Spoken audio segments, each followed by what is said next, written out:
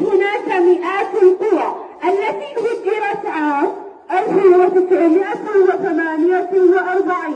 قريتنا كانت هي واحدة منها. كنا نعيش بسلام، نزرع الأرض ونرعى الأغنام، لكن الحرب غيرت كل شيء. هل كانت قريتكم جميلة؟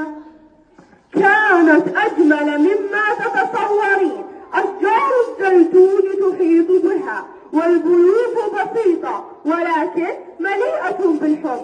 كنا نعرف كل حجر وكل شجرة في القرية، ولكن في يوم وليلة اضطررنا للرحيل.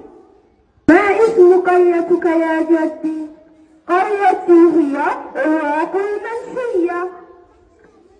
حدثني عنها. قرية عواق المنشية يا صغيرتي هي قرية فلسطينية مهجرة، كانت تابعة لقضاء المجد العسقلان حسب الوثائق الانتدابية الإنجليزية، وتبعد عن مدينة غزة حوالي 32 كيلومترا إلى الشمال الشرقي. كم مساحتها؟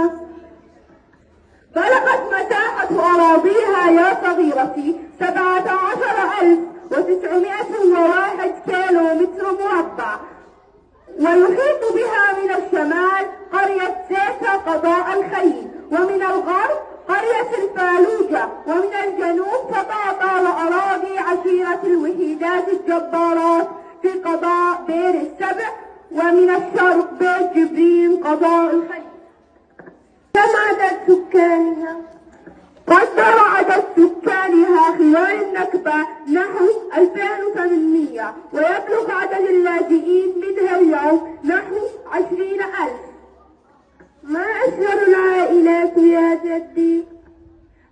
عشيرة الجرابرة وبطونها، وعشيرة الطيطي وبطونها، وعائلة أبو محيسن، وعائلة البدوي، وعائلة أبو خيران، وعائلة أبو داود، وعائلة أبو ريا، وعائلة أبو عريش، وأيضا عائلة أبو محفوظ، وعائلة أبو هشهش، وعائلة أبو وردة، وعائلة البلاطي، وعائلة الجعافرة، وعائلة الجنازرة، وأيضا عائلة الجنيدي، وعائلة الراعي، وعائلة الشريف، وعائلة العفيفي، وعائلة العيساوي،